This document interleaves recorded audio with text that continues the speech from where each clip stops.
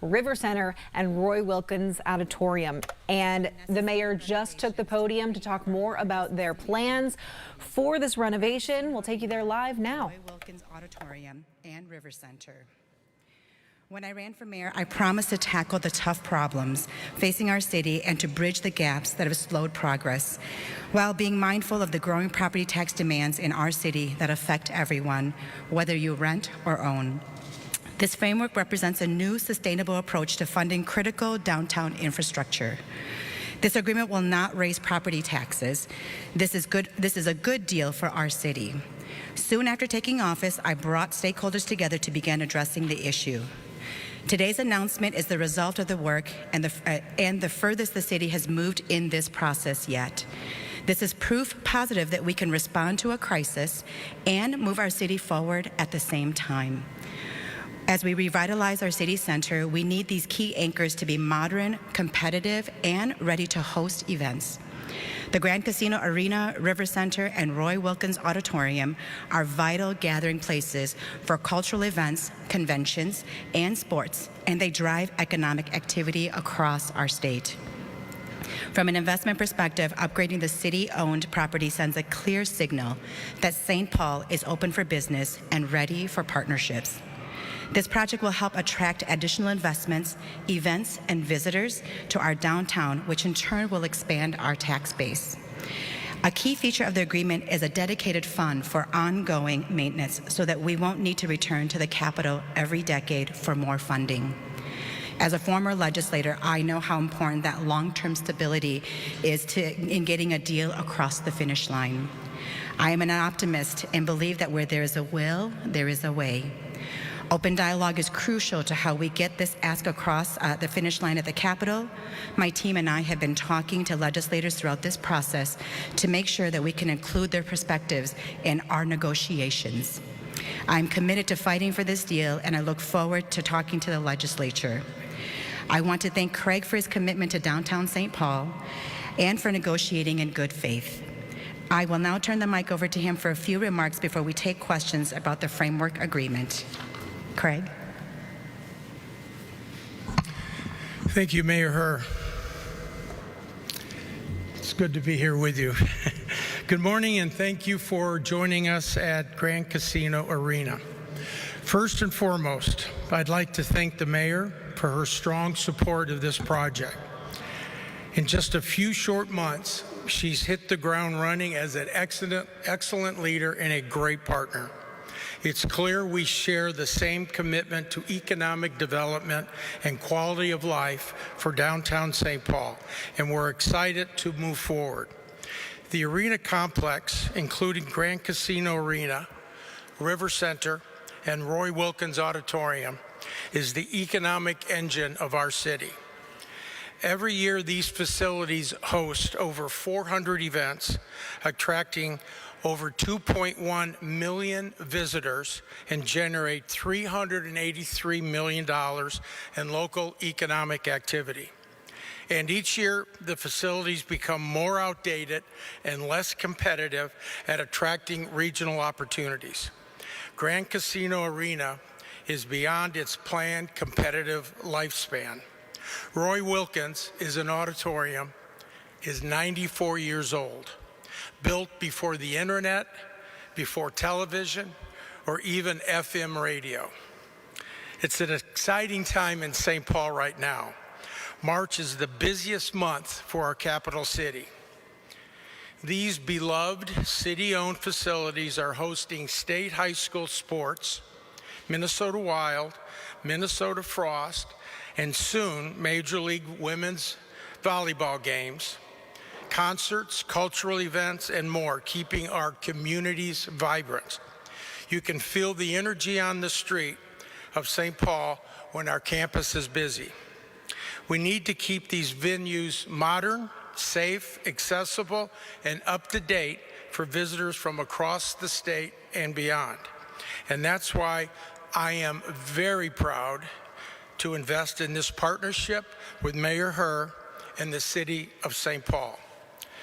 This agreement charts a strong path for our future shared investment into an upgraded arena complex. we can take the necessary steps to secure bill authors and make the ask of the state of Minnesota to help secure this investment in downtown St. Paul's exciting new chapter. Thank you very much. We'll now open it to questions if anybody has any. What? Let me just do one person at a time. Let's go over here first. You said this is the furthest along this has gotten in the process. What do you mean by that? I'm curious if it's Yeah, what we mean by that is that we actually have a signed deal between Craig and myself. Yeah, I would also say that Mayor Her is very well connected in the state legislature. So when I hear the fact that we're further along, it's because the mayor has taken the time and made a lot of phone calls and visiting legislators, and we're at a point that we have not been in the past. There was a question over here, and then I'll come back over here. Sorry.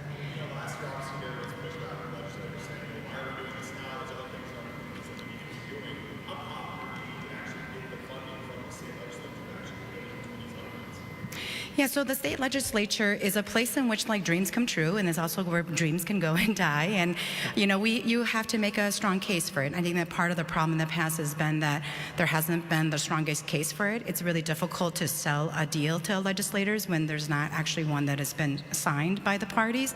So I will say that that is what we're bringing into this that is different. But additionally on top of that, like we really did scale this project so that it would meet the needs of what we wanted to do. And truthfully, really understanding that this is a complex that hosts sports, but it's so much more than that. This, at the end of the day, is a city property, and that the Wild have been gracious in being partners with us in leasing this property and putting capital up front to renovate it, which means that we are true partners in taking care of this. But this is a state asset. It generates sales tax for the state and for the city, but portions of that sales tax also go to fund transportation and housing, and also for the county. And so, I think that being able to show our partners, because they have a huge load of work that they do up there, and being able to show them very concretely why this is a benefit, that this isn't just about City of St. Paul. This is about the revenues that are missing because we don't have the updated facilities. And so I think that case and being able to share that very confidently will take this project a long ways at the legislature. Yes, question here. Mm-hmm.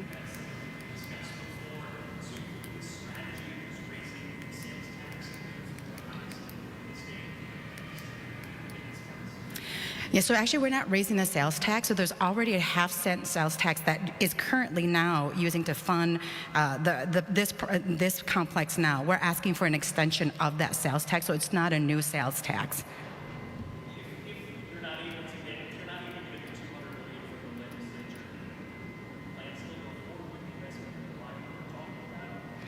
I think that all of the pieces have to come together. We need to get an extension in the sales tax, and then we need to be able to get the third of the funding from the state legislature, because our third would come from our own ability to bond at the city level, and then the Wild will come with their piece of it. We would have 2/3 of the project already. I think that hopefully the legislature will see the huge investment by the other parties, but we really do need the other pieces to come through in order for to move forward. If either one of these do not come through, we'll have to go back to the drawing board and sort of figure out what our next steps will be.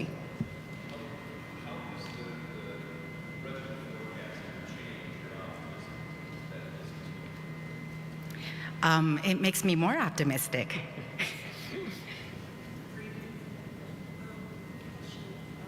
if you mentioned this before, but what kind of updates are we looking at?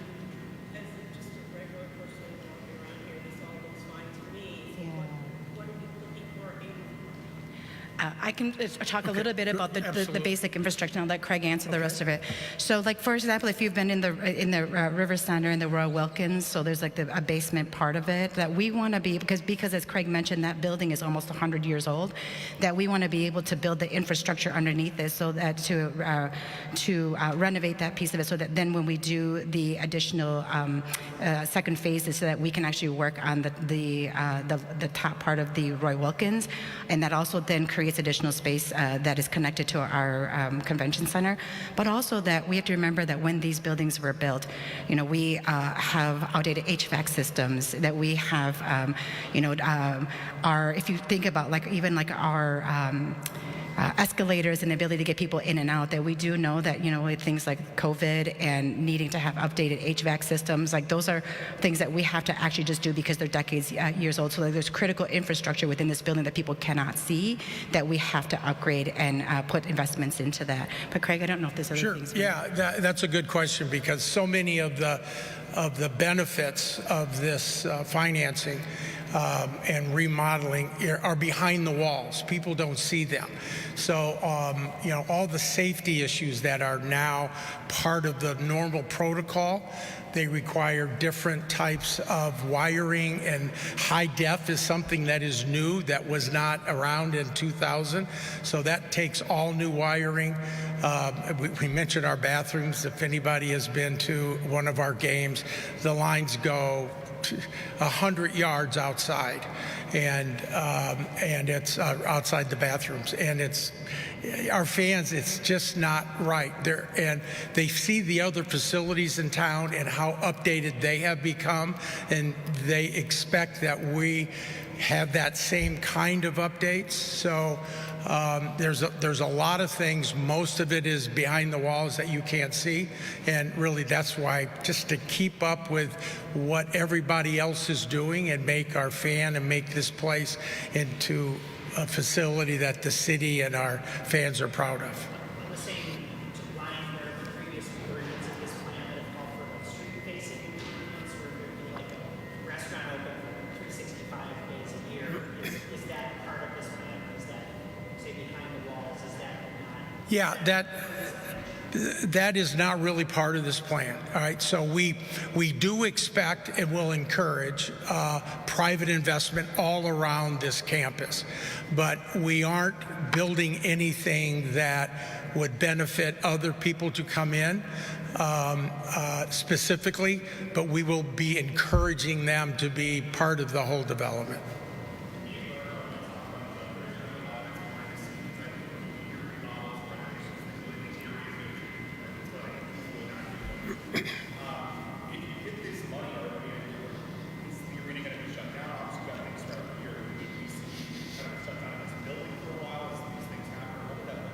Well, first of all, we will not be shutting down the building for any long period of time. So we will not lose a hockey game in this building because of the renovation. It'll all be whenever we're not playing. We have hired, we have spoken with and have been working with Mortensen, and they have been, they have done projects like this where the sports team did not lose one game.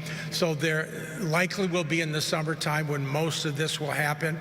A very large part of the project is going to be on the north side on 5th Street, where we need more locker rooms and more things down in the event level, which the artists and concerts, and that's what they're looking for when they come to a market. They need things that they didn't need, and they need equipment and facilities they didn't need 26 years ago.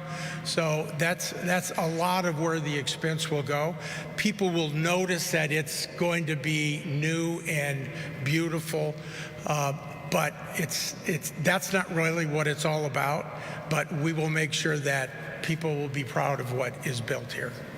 Can I just add that I think we have to remember that there's actually 3 facilities in this building, and so everything won't happen all at once. That as we construct, there will be phases. The Hmong New Year happens in the Roy Wilkins. There's graduations. There are many ways in which the facility, even if one part of it is shut down, that there's opportunity to continue to have other pieces move forward. I will say that in addition to what we talked about, I think people think about when you're renovating, it's the cosmetics of it. But I want to be very clear, if you look look at like the safety, right? There are very few buildings that actually build all the way to the corner the way this is at the corner of 7th and Kellogg coming down here, that it is very difficult for us to, like, for public safety. We always have police have to need to be stationed when there is activities, concerts, games. And so like there will be, some of these things are for safety and for protection of people who come to use our facilities as well. And I think everybody would agree that in this day and age that protecting people when they are out and about and wanting to just live their lives, that is a really crucial part of why we have to do some of this work.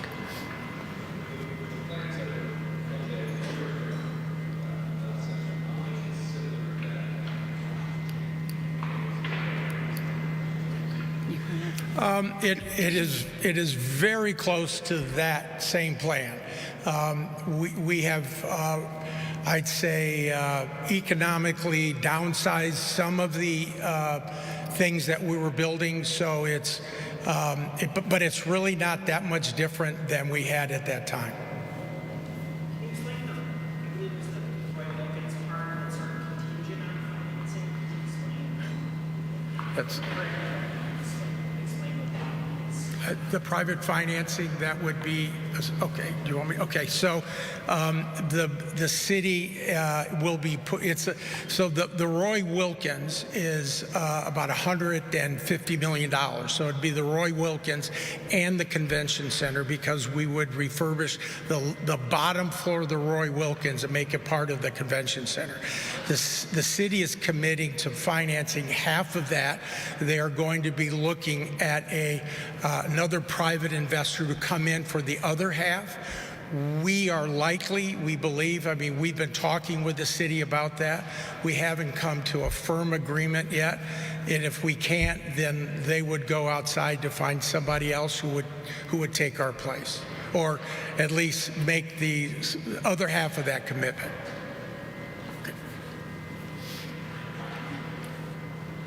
Any more questions? All right, thank you. Thank you, everybody. Thank you.